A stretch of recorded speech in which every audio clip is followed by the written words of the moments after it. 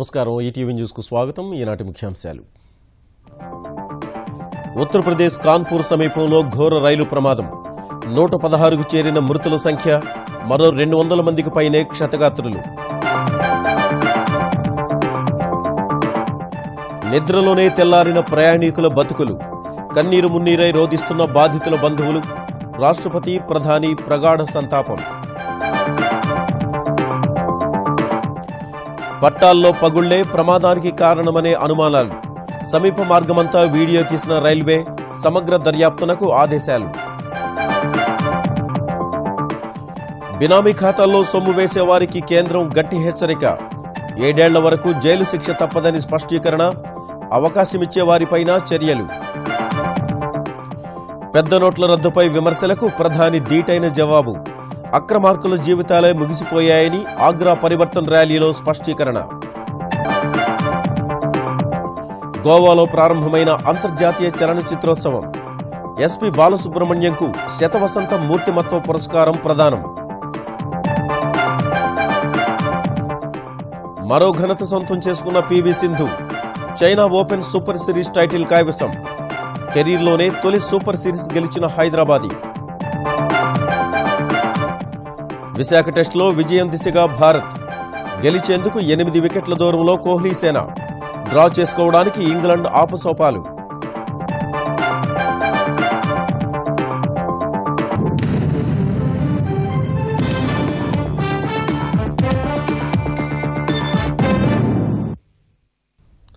ఉత్తరప్రదేశ్లో ఘోర రైలు ప్రమాదంలో మృతుల సంఖ్య 100 దాటింది కాన్పూర్ జిల్లా పుఖరాయ సమీపంలో ఇండోర్ పాట్నా ఎక్స్ప్రెస్ రైలు పట్టాలు తప్పి 100 మందికి పైగా ప్రయాణికులు మృతి చెందారు 200 మందికి పైగా క్షతగాత్రులయ్యారు 14 బోగీలు పట్టాలు తప్పగా ప్రమాద సమయంలో రైలు గరిష్ట వేగంతో వెళుతున్నందున 4 బోగీలు తీవ్రంగా దెబ్బతిన్నాయి ఆ బోగీల్లోని ప్రయాణికుల్లో చాలా మంది నిద్రలోనే మృత్యువాత పడ్డారు మరికొందరు తీవ్రంగా గాయపడి ఆసుపత్రిలో మృత్యువుతో పోరాడుతున్నారు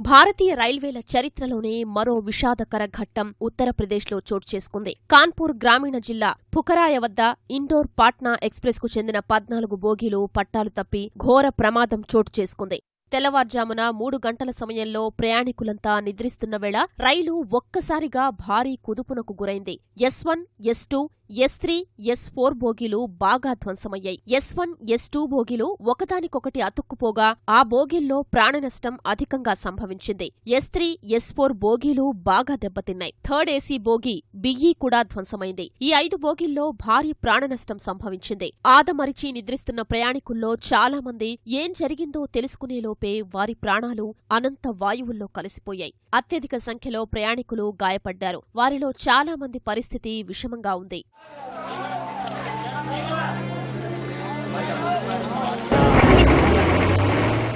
వెంటనే రంగంలోకి దిగిన స్థానిక అధికారులు పోలీసులు సహాయక చర్యలు చేపట్టారు దాదాపు 30 అంబులెన్సుల్లో క్షతగాత్రుల్ని స్థానిక ఆసుపత్రులకు చేర్చారు లక్నో నుంచి 35 మంది సభ్యులు గల 5 ఎన్డీఆర్ఎఫ్ బృందాలు హుటాహుటిన ఘటనాస్థలికి చేరుకుని సహాయక చర్యలు ముమ్మరం చేశాయి 70 మందితో కూడిన మరో 2 ఎన్డీఆర్ఎఫ్ బృందాల్ని వారణాసి నుంచి ప్రత్యేక హెలికాప్టర్లో ఘటనాస్థలికి చేర్చారు తీవ్రంగా ధ్వంసమైన బోగీల్లో చాలా మందిని బయటకు తీసేందుకు గ్యాస్ కట్టర్లు అయితే ప్రమాదమని గ్రహించి వాటి వినియోగం తగ్గించారు ఎన్డీఆర్ఎఫ్ బృందాలు వేడి పుట్టని ఆధునిక కట్టర్లతో 53 మందికి పైగా ప్రయాణికుల్ని రక్షించాయి వారిలో 16 మంది అతుక్కుపోయిన బోగీల్లో అత్యంత భయంకరమైన పరిస్థితుల్లో ఉండగా ఎన్డీఆర్ఎఫ్ సిబ్బంది కాపాడగలిగారు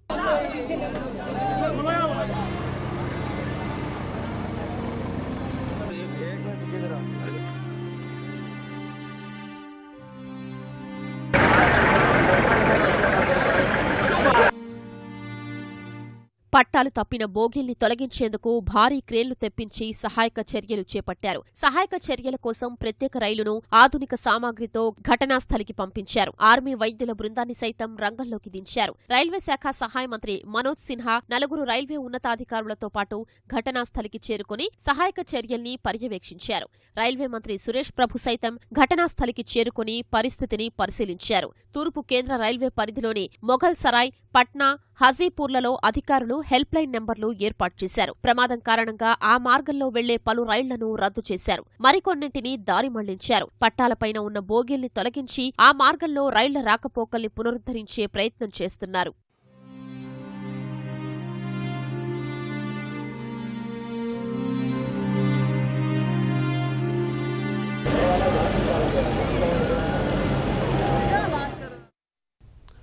ఇండోర్ పట్నా ఎక్స్ప్రెస్ కొందరు ప్రయాణికుల పాలిటి మృత్యుశకటమైంది. కొన్ని కుటుంబాలను చిదిమేసింది. మరెన్నో కుటుంబాలకు తేరని శోకం మిగిల్చింది. ఘటనా స్థలిలో ఎటు చూసినా హృదయ విదారక ఘటనలే కనిపించాయి. తెల్లవారితే స్వస్థలాలకు చేరాల్సిన వారి బతుకులు ఘోర ప్రమాదంలో తెల్లవారిపోయాయి. కుటుంబ సభ్యుల్ని కోల్పోయి కొందరు కన్నీరు మున్నీరవుతుంటే అసలు తమ వారు బతికున్నారో లేదో తెలియని మరికొందరు ప్రమాద స్థలంలో ఆసుపత్రుల్లో అన్వేషిస్తూ అంతులేని ఆవేదనలో మునిగిపోయారు.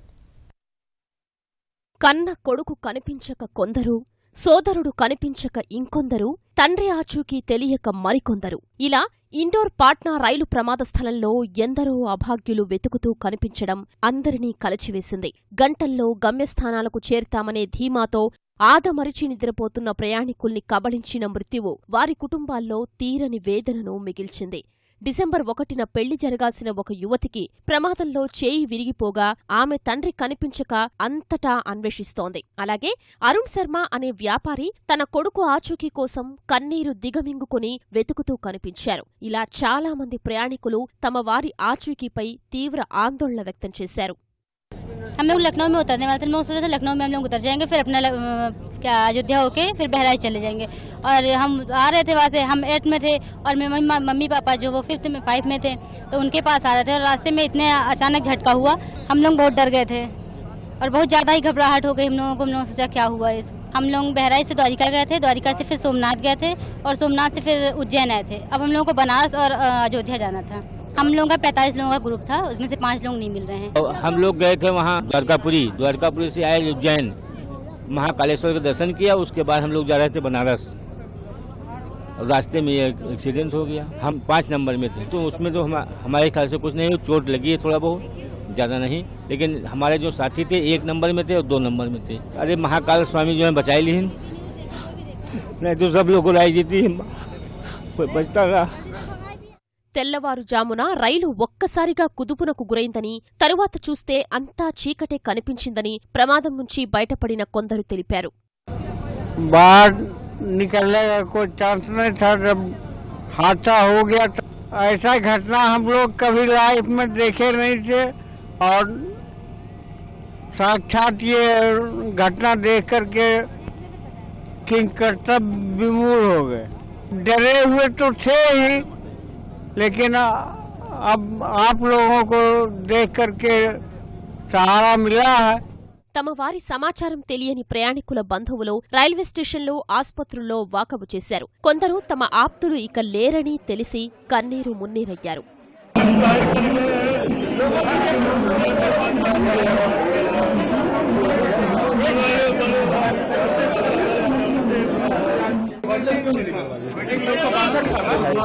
फोन किए सवेरे में तो दूसरा कोई उठाया, बोला उनके जेब में मतलब बज रहा था, इसलिए वो एक्सपायर कर गए। विकास कुमार यादव। जैसे हम अपने पिताजी के मोबाइल पे फोन किए तो वहाँ से 5 बार फोन को रिसीव नहीं किया गया। छठे में एक आदमी रिसीव किए फोन को, बोले कि ये जो व्यक्ति के जेब से हमने मोबाइल लिया है और इनका पोस्टमार्टम हो रही है। हमने पूछा कि भाई उनका हुलिया क्या था, वो बोले कि उनका कुर्ते पैजामा के हुलिया है, लेकिन उम्र तो बता रहे हैं बहुत काफी, जो कि मेरे पिताजी का उम्र 55 वर्ष की है और यह उम्र 32 से 40 के लगभग बता रहे हैं। तो इसमें जी सस्पिशन है। हमारे पिताजी यजमान के काम से गए थे, तो यजमान के जो छोटे बच्चे हैं ना, वो भी गंभीर रूप से घायल है जी मेरे पिताजी को। तो इसकी हमें जानकारी भाई मिलना चाहिए, है ना। ప్రమాదం నుంచి క్షేమంగా బయటపడిన వారు గమ్యస్థానాలకు ఎలా చేరాలో తెలియక చలిలో తెల్లవారే వరకు అలాగే నిరీక్షించాల్సొచ్చింది. రైలు ప్రమాదంపై రాష్ట్రపతి ప్రణబ్ ముఖర్జీ, ప్రధాని నరేంద్ర మోదీ, రైల్వే మంత్రి సురేష్ ప్రభు తీవ్ర దిగ్భ్రాంతి వ్యక్తం చేశారు. మృతుల కుటుంబాలకు సంతాపం తెలిపారు. ఉత్తరప్రదేశ్ ముఖ్యమంత్రి అఖిలేష్ యాదవ్ మృతుల కుటుంబాలకు 5 లక్షల రూపాయలు, తీవ్రంగా గాయపడిన వారికి 50,000, స్వల్ప గాయాలైన వారికి 25,000 ఆర్థిక సాయం ప్రకటించారు. మధ్యప్రదేశ్ ముఖ్యమంత్రి శివరాజ్ సింగ్ చౌహాన్ మృతుల కుటుంబాలకు 2 లక్షలు, గాయపడిన వారికి 50,000 పరిహారం ప్రకటించారు. రైల్వే శాఖ మంత్రి సురేష్ ప్రభు 2 నుంచి 3.5 లక్షల వరకు పరిహారం అందిస్తామని వెల్లడించారు. చనిపోయిన వారి కుటుంబాలకు 2 లక్షల రూపాయల సాయం ప్రకటించిన ప్రధాని మోదీ ప్రమాదాల సంఖ్య శూన్యతకు తెచ్చి రైలు ప్రయాణాన్ని సురక్షితంగా మార్చేందుకు కృషి చేయాలని రైల్వే శాఖను కోరారు. సూరజ్కుండ్లోని రైల్వే అభివృద్ధి క్యాంపులో మృతులకు సంతాపంగా 2 నిమిషాలు మౌనం పాటించిన ఆయన ప్రమాదం జరగడం దురదృష్టకరమన్నారు. అనంతరం ఆగ్రాలో జరిగిన ర్యాలీలో మృతుల కుటుంబాలకు సంతాపం తెలిపారు. भाइयों बहनों, आज सुबह ही कानपुर के पास रेल दुर्घटना के कारण अनेक लोगों की मृत्यु हो गई, अनेक लोग घायल हो गए। भाइयों बहनों, राहत के हर बचाव के हर काम चल रहे हैं। केंद्र सरकार की तरफ से इस दुर्घटना की पूरी जांच तो होगी ही, लेकिन जो घायल है, जिनकी मौत हुई है, सबके परिवारों की आर्थिक सहायता, घायल लोगों की सारवार की चिंता रेलवे की पूरी शक्ति लगी हुई है। పట్టాలకు ఏర్పడిన పగుళ్లే ఇండోర్ పట్నా రైలు ప్రమాదానికి కారణమని అధికారులు అనుమానిస్తున్నారు. ఆధునికమైన లింకే హాఫ్మన్ బుష్ ఎల్హెచ్బి బోగీలు లేకపోవడము మృతుల సంఖ్య పెరగడానికి కారణమని తెలుస్తోంది. ప్రమాదానికి కొన్ని గంటల ముందు అతిపెద్దగా రైలు నుంచి శబ్దం వెలువడినట్లు ప్రయాణికులు చెబుతున్నారు. భారీ శబ్దం వచ్చిన విషయం ప్రమాదానికి కనీసం 12 గంటల ముందే ఒక అధికారికి చెప్పినట్లు తెలిపిన ప్రకాష్ అనే ప్రయాణికుడు సదరు అధికారి పట్టించుకోలేదని ఆవేదన వ్యక్తం చేశాడు. మరోవైపు వాతావరణ పరిస్థితులు, సరైన పర్యవేక్షణ లేకపోవడం కూడా పట్టాలపై పగుళ్లకు కారణమవుతాయని సమాచారం. సాధారణంగా వేసవిలో పట్టాలు వ్యాకోచించే గుణాన్ని, శీతాకాలంలో సంకోచించే గుణాన్ని కలిగి ఉంటాయి. అలాంటి పరిస్థితుల్లో పగుళ్లు ఏర్పడే అవకాశం ఉంది. కాబట్టి రైల్వే సిబ్బంది నిరంతరం పట్టాలను పర్యవేక్షించి తగు విధంగా మరమ్మతులు చేస్తూ ఉంటారు. పొఖరియా వద్ద ప్రమాదానికి కారణాలు దర్యాప్తు తర్వాతే బయటకొచ్చే అవకాశం ఉంది. ప్రమాదానికి కారణాలపై దర్యాప్తు చేయాలని ఆదేశించిన రైల్వే మంత్రి సురేష్ ప్రభు బాధ్యులపై కఠిన చర్యలు తీసుకుంటామని ప్రకటించారు. మంత్రి ఆదేశాలు వెలువడిన వెంటనే కాన్పూర్ ఝాన్సీ మార్గంలో మొత్తం పట్టాలను రైల్వే అధికారులు వీడియో తీశారు. వాటిని పరిశీలించి లోపాన్ని కనిపెట్టనున్నారు.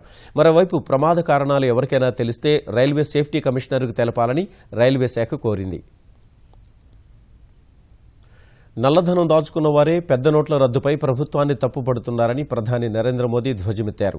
పెద్ద నోట్ల రద్దు తర్వాత సామాన్యులకు ఇబ్బందులు ఉంటాయని రద్దు నిర్ణయం ప్రకటించిన రోజే తాను అంగీకరించానన్న మోదీ ఈ విషయంలో ఇప్పుడు రాద్ధాంతం చేయడంలో అర్థం లేదన్నారు. నల్లధనం కోల్పోయి విమర్శలు చేసేవారిని పట్టించుకునే ప్రసక్తే లేదని ఉత్తరప్రదేశ్ ఆగ్రాలో నిర్వహించిన భాజపా పరివర్తన్ ర్యాలీలో మోదీ స్పష్టం చేశారు. యూపీ శాసనసభ ఎన్నికల్లో డబ్బు వెదజల్లి గెలవాలనుకున్న సమాజ్వాదీ, బహుజన్ సమాజ్ పార్టీ, కాంగ్రెస్ అభ్యర్థుల ఆశలపై నోట్ల రద్దు నిర్ణయం నీళ్లు చల్లిందని మోదీ అన్నారు. పెద్ద నోట్ల రద్దు విషయంలో విపక్షాలు తనపై చేస్తున్న ఆరోపణల్ని ప్రధాని నరేంద్ర మోదీ మరోసారి ఖండించారు. ఉత్తరప్రదేశ్ ఎన్నికల ప్రచారంలో భాగంగా ఆగ్రాలో భారతీయ జనతా పార్టీ నిర్వహించిన పరివర్తన్ ర్యాలీలో పాల్గొన్న నరేంద్ర మోదీ నోట్ల రద్దుకు సంబంధించి విపక్షాలు చేస్తున్న ఆరోపణలపై ఘాటుగా స్పందించారు. నోట్ల రద్దు తరువాత ప్రజలు ఇబ్బందులు పడతారని తొలి రోజే అంగీకరించానన్న ప్రధాని పెద్ద నోట్ల రద్దుతో కొందరు అక్రమార్కుల జీవితాలు ముగిసిపోయాయని పేర్కొన్నారు. అలాంటి వారే కేంద్ర ప్రభుత్వ నిర్ణయాన్ని విమర్శిస్తున్నారని ధ్వజమెత్తారు. అవినీతి, నల్లధనం నిర్మూలన కోసమే పెద్ద నోట్ల రద్దు వంటి పెద్ద నిర్ణయం తీసుకున్నామని పునరుద్ఘాటించిన మోదీ ఈ నిర్ణయానికి వ్యతిరేకంగా ఆందోళన చేస్తున్న బంగాల్ ముఖ్యమంత్రి మమతా బెనర్జీపై పరోక్ష విమర్శలు గుప్పించారు. శారదా కుంభకోణంలో కోట్ల రూపాయలు మాయం చేసిన వారే తనను ప్రశ్నిస్తున్నారని అన్నారు. ఇదే శారదా కుంభకోణం తరువాత వందల మంది తమ డబ్బులు కోల్పోయిన పేదలు ఆత్మహత్యలు చేసుకున్నారనే విషయాన్ని విస్మరించి అవినీతి నిర్మూలన కోసం యుద్ధం చేస్తున్న తనను విమర్శించడమేంటని ప్రశ్నించారు. ये 500 और 1000 की नोटों बंद करने के कारण आपको तो असुविधा हुई है, इसका मैंने पहले दिन भी इनकार नहीं किया था, लेकिन कुछ लोगों की तो सारी जिंदगी तबाह हो जाए ऐसा उन लोगों को दंड दिया है मैंने, क्योंकि उन्होंने गरीब का लूटा है, मध्यम वर्ग के लूटा है, आपके हक का पैसा लूट करके अपना कारोबार चलाया है।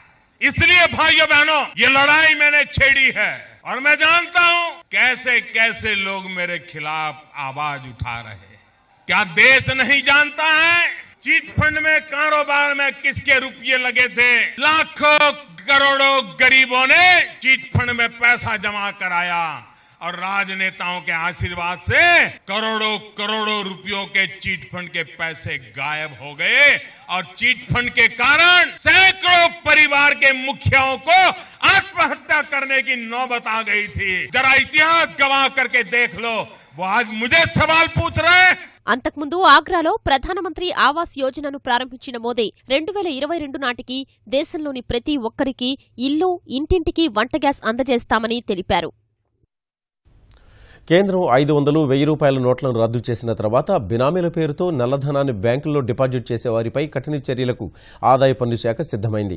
ఈ మేరకు బినామీ ఖాతాల్లో నల్లధనాన్ని జమ చేసేవారిపై 1988 బినామీ ఆస్తుల చట్టం ప్రకారం జరిమానాలు విధించడమే కాకుండా వారిపై కేసులు నమోదు చేసి జైలుకు పంపనున్నట్లు ఆదాయ పన్ను శాఖ వర్గాలు హెచ్చరించాయి. నల్ల కుబేరులు తమను బినామీలుగా ఉపయోగించుకునేందుకు అవకాశం కల్పించిన వారిపై కూడా చర్యలు తప్పవని హెచ్చరించిన అధికారులు ఇలాంటి వారికి 7 ఏళ్ల వరకు జైలు శిక్ష పడే అవకాశం ఉందని తెలిపారు. ఇప్పటికే బినామీల ఖాతాల్లో పాత నోట్లను జమ చేయడం ద్వారా 200 కోట్ల రూపాయల వరకు నల్లధనం మార్చుకునే ప్రయత్నం చేసినట్టు గుర్తించిన అధికారులు 50 కోట్ల రూపాయల వరకు జప్తు చేసినట్టు వెల్లడించారు. ఇలా నవంబర్ 1 తర్వాత జమైన ఖాతాలన్నింటినీ పరిశీలిస్తున్నట్టు చెప్పిన అధికారులు కొన్ని సందర్భాల్లో 2.5 లక్షల లోపు చేసిన డిపాజిట్లపై కూడా దృష్టి సారించినట్టు వెల్లడించారు. బినామీ చట్టం కింద ఇప్పటికే పలువురికి నోటీసులు జారీ చేసినట్టు తెలిపారు. పెద్ద నోట్ల రద్దు తర్వాత ప్రజలకు తక్షణ ఉపశమనం కల్పించడానికి బ్యాంకర్లు, ఆర్థిక శాఖ అధికారుల ముందున్న కర్తవ్యమని ముఖ్యమంత్రి చంద్రబాబు అన్నారు. పెద్ద నోట్ల రద్దు తర్వాత పాత నోట్ల మార్పిడిలో ప్రజలు ఎదుర్కొంటున్న ఇబ్బందులపై తన నివాసం నుంచి ఆర్బీఐ రాష్ట్ర స్థాయి బ్యాంకర్ల సంఘం ప్రతినిధులతో టెలికాన్ఫరెన్స్ నిర్వహించిన చంద్రబాబు నోట్ల రద్దు విషయంలో ప్రజలు సహకరిస్తున్న విషయాన్ని దృష్టిలో పెట్టుకుని ఉపశమన చర్యలు చేపట్టాలని కోరారు. 12 రోజుల తర్వాత కూడా సమస్య కొనసాగడంపై అసంతృప్తి వ్యక్తం చేసిన చంద్రబాబు ఆంధ్రప్రదేశ్కు 2,000 కోట్ల రూపాయలు విలువైన కొత్త నోట్లు వచ్చాయని, ఇందులో 100 నోట్లే దాదాపు 400 కోట్లు ఉన్నాయని చెప్పారు. రేపటి నుంచి ప్రజలకు కొంతమేర ఉపశమనం కలుగుతుందని తెలిపిన చంద్రబాబు ఈ నగదు పంపిణీ కోసం అన్ని బ్యాంకుల్లో ప్రత్యేక కేంద్రాలు ఏర్పాటు చేయాలన్నారు. అన్ని ప్రాంతాల్లో ప్రజలకు నగదు అందే విధంగా సరైన అంచనాలు వేసి పంపిణీ చేపట్టాలని సూచించారు. జన్ధన్ ఖాతాలు, రూపే కార్డుల్ని వెంటనే యాక్టివేట్ చేయాలని కోరారు. టికెట్ కౌంటర్ల వద్ద ఈ పాస్ మిషన్లను ఏర్పాటు చేయాలని ఆర్టీసీని ఆదేశించారు. రేపు మధ్యాహ్నం 3ంటికి రాష్ట్ర స్థాయి బ్యాంకర్ల సంఘం సమావేశం నిర్వహించనున్నట్లు చంద్రబాబు తెలిపారు. 500, 1000 రూపాయల నోట్ల తర్వాత ప్రజలు ఇబ్బంది పడకుండా అన్ని చర్యలు తీసుకున్నట్టు చెబుతున్న కేంద్రం కొత్త నోట్లు ఎంత మేర అందుబాటులో ఉంచిందో స్పష్టం చేయాలని జనసేన అధ్యక్షుడు పవన్ కళ్యాణ్ ట్విట్టర్ ద్వారా కోరారు. ఈ మేరకు నోట్ల రద్దుపై తన అభిప్రాయాలు వ్యక్తం చేసిన పవన్ గ్రామీణ ఆర్థిక వ్యవస్థ, పట్టణాల్లోని మార్కెట్ల విషయంలో జాగ్రత్తలు తీసుకోవాలని సూచించారు. నోట్ల మార్పిడికి వచ్చే వృద్ధులకు ఎలాంటి అసౌకర్యం లేకుండా చూడాలన్నారు. నోట్ల రద్దుపై ప్రభుత్వం సరైన ప్రణాళిక లేకుండానే ముందుకెళ్లినట్లు అనిపిస్తోందని ట్విట్టర్లో పేర్కొన్న పవన్ రాబోయే పరిణామాలను సరైన రీతిలో అంచనా వేయలేదని తప్పుపట్టారు. పెద్ద నోట్ల రద్దు తర్వాత సామాన్య ప్రజలు ఎదుర్కొంటున్న కష్టాలపై తన సన్నిహితుడు, రచయిత సాయి మాధవ్ రాసిన కవితను పవన్ ట్విట్టర్లో పెట్టారు. వస్తు సేవల పన్ను అమల్లోకి వచ్చిన తర్వాత ఏ వ్యాపారులు ఏ ప్రభుత్వాల ఆధీనంలోకి వస్తారనే అంశంపై ఏకాభిప్రాయం కోసం కేంద్రం చేసిన మరో ప్రయత్నం ఫలించలేదు. ఈ అంశంపై ఏకాభిప్రాయ సాధనకు కేంద్ర ఆర్థిక మంత్రి అరుణ్ జైట్లీ నేతృత్వంలో నిర్వహించిన రాష్ట్రాల ఆర్థిక మంత్రుల సమావేశం ఒక నిర్ణయానికి రాకుండానే ముగిసింది. ఈ నెల 25న మరోసారి సమావేశం కావాలని నిర్ణయం జరిగిందన్న ఆయన ఆ భేటీలో ఓ నిర్ణయానికి రావచ్చని చెప్పారు. వచ్చే ఏడాది ఏప్రిల్ నుంచి జీఎస్టీ అమలు చేసే దిశగా కసరత్తు వేగవంతం చేయాలని నిర్ణయించినట్లు చెప్పారు. పెద్ద నోట్ల రద్దు అంశంపై కూడా ఈ భేటీలో విస్తృత చర్చ జరిగిందన్న ఈటల వచ్చే 2-3 త్రైమాసికాల్లో ఖజానాకు వచ్చే వసూళ్లపై ఈ ప్రభావం ఉంటుందనే అభిప్రాయం వ్యక్తమైనట్టు తెలిపారు. 2-3 నెలల్లో పరిస్థితులు కుదుటపడతాయని జైట్లీ విశ్వాసం వ్యక్తం చేసినట్లు ఈటల వెల్లడించారు. ఒకటో ప్రతిపాదన హారిజంటల్ గా 1,50,00,000 లోపున్న టర్నోవర్ రాష్ట్రాలు, 1,50,00,000 పైన ఉన్న డీలర్లది కేంద్ర రాష్ట్ర ప్రభుత్వాలు అయితే పంపకం రేషియో ఉండను ఈ రోజు నిర్ణయం కావనో అది మళ్లీ పోస్ట్ పోన్ అయింది. ఐజీఎస్టీ విషయంలో కూడా 1.5 crore లోపల నుండి ఐజీఎస్టీని రాష్ట్రాల కనీసం సమాచారం ఉండాలి, రాష్ట్రాలకు దాని మీద నియంత్రణ ఉండాలని ప్రతిపాదన కూడా చేసినాం. దాని మీద కూడా ఐక్యం రాలే. విలువలు సందేశంతో నిర్మించిన చిత్రాలే సమాజంలో మంచి మార్పునకు నాంది పలుకుతాయని కేంద్ర సమాచార ప్రసార శాఖ మంత్రి వెంకయ్య నాయుడు స్పష్టం చేశారు. గోవాలో 47వ అంతర్జాతీయ చలనచిత్రోత్సవాలను ప్రారంభించిన వెంకయ్య దేశ సంస్కృతి సంప్రదాయాలను కాపాడిన ఘనత భారతీయ చిత్రాలదేనన్నారు. ఈ సందర్భంగా గాన గంధర్వుడు ఎస్పీ బాలసుబ్రహ్మణ్యంకు శతవసంత భారతీయ చలనచిత్ర మూర్తిమత్వ పురస్కారాన్ని అందజేశారు. గోవాలో 47వ అంతర్జాతీయ చలనచిత్రోత్సవాల ప్రారంభ వేడుకలు అట్టహాసంగా జరిగాయి. కేంద్ర సమాచార ప్రసార శాఖ మంత్రి వెంకయ్య నాయుడు జ్యోతి ప్రజ్వలన చేసి వేడుకల్ని ప్రారంభించారు. ఈ సందర్భంగా భారతీయ చలనచిత్ర రంగ ప్రస్థానం, మహానటుల సినీ జీవిత విశేషాలపై ప్రదర్శించారు. ఈ సందర్భంగా వివిధ భాషల్లో 40,000కు పైగా పాటలు పాడిన గాన గంధర్వుడు ఎస్పీ బాలసుబ్రహ్మణ్యానికి శతవసంత భారతీయ చలనచిత్ర మూర్తిమత్వ పురస్కారాన్ని అందజేశారు.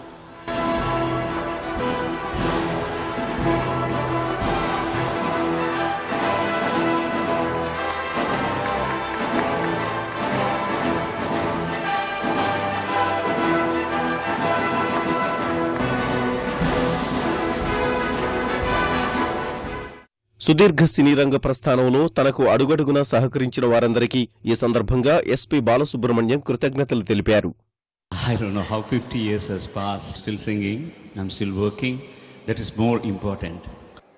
First, I dedicate this award to my mother, and next to all those who have given their lives, who have martyred themselves to keep us safe here, and to those who are still fighting for us, the real heroes at the border.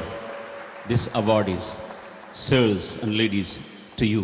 I dedicate this with pride and with humility. We are nothing without you. సినిమాను శక్తివంతమైన మాధ్యమంగా అభివర్ణించిన కేంద్ర మంత్రి వెంకయ్య నాయుడు దేశంలో ఏటా 2,000 సినిమాలు నిర్మితమవుతున్నాయని ఇదో రికార్డని వెల్లడించారు. సినిమా సామాజికంగా ఎన్నో మార్పులకు కారణమవుతోందన్నారు. Cinema also must have a message. This is what I am trying to say.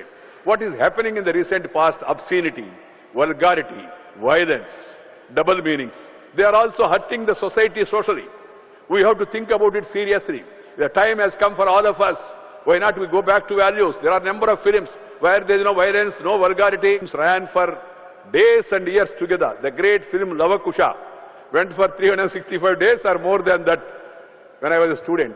అంతకుముందు ఏర్పాటు చేసిన సాంస్కృతిక సినీ గీతాలు ప్రేక్షకుల్ని అలరించాయి.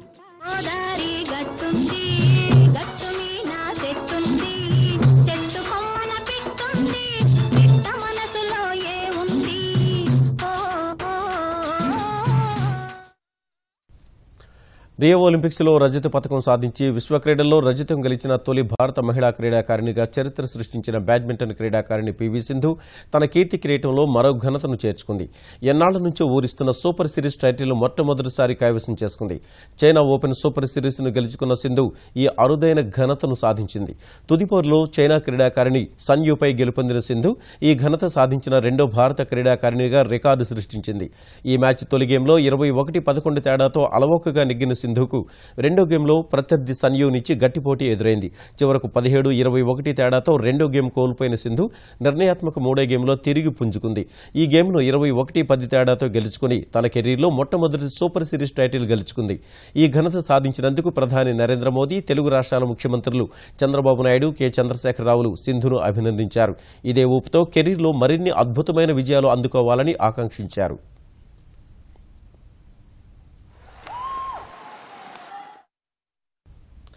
అద్భుతం జరిగితే మినహా విశాఖ టెస్టులో భారత్ విజయం దిశగా పయనిస్తోంది. ఈ టెస్టులో చివరి రోజు ఆట మిగిలి ఉండగా భారత్ నిర్దేశించిన 405 పరుగుల లక్ష్యాన్ని ఛేదించే క్రమంలో ఇంగ్లాండ్ 2 కీలక వికెట్లు కోల్పోయి 87 పరుగులు చేసింది. ఈ మ్యాచ్ను గెలవాలంటే మరో 318 పరుగులు చేయాల్సిన ఇంగ్లాండ్ కనీసం డ్రా చేసుకోవాలంటే ఆల్అవుట్ కాకుండా 90 ఓవర్లు ఆడాల్సి ఉంటుంది. ఇదే సమయంలో మ్యాచ్ గెలిచి సిరీస్పై పట్టు సాధించాలంటే భారత్ 8 వికెట్లు తీయాల్సి ఉంది. ఈ మ్యాచ్ తొలి ఇన్నింగ్స్లో 455 పరుగులు చేసిన భారత్ ఇంగ్లాండ్ను 255 పరుగులకు ఆల్అవుట్ చేసి 200 పరుగుల ఆధిక్యం సాధించింది. అనంతరం రెండో ఇన్నింగ్స్లో మూడో రోజున 3 వికెట్లకు 98 పరుగులు చేసిన కోహ్లీ సేన నాలుగో రోజు కెప్టెన్ కోహ్లీ 81, అజింక్య రహానే 26, జయంత్ యాదవ్ 27 మినహా బ్యాట్స్మెన్ విఫలం కాగా 204 పరుగులకే ఆల్అవుట్ అయింది. ఇంగ్లాండ్కు 405 పరుగుల లక్ష్యాన్ని నిర్దేశించింది. భారీ లక్ష్యాన్ని ఛేదించేందుకు బరిలోకి దిగిన ఇంగ్లాండ్కు ఓపెనర్లు అలిస్టర్ కుక్, హసీబ్ హమీద్ మంచి ఆరంభమే ఇచ్చారు. మొదటి వికెట్కు 75 పరుగులు జోడించిన తర్వాత అశ్విన్ హమీద్ను వెనక్కి పంపగా ఇవాల్టి చివరి ఓవర్లో రవీంద్ర జడేజా బౌలింగ్లో కుక్ ఎల్బీగా వెనుతిరగడంతో ఇంగ్లాండ్ 87 పరుగులకే 2 వికెట్లు కోల్పోయి కష్టాల్లో పడింది. ఈటీవీ న్యూస్ సమాప్తం. నమస్కారం.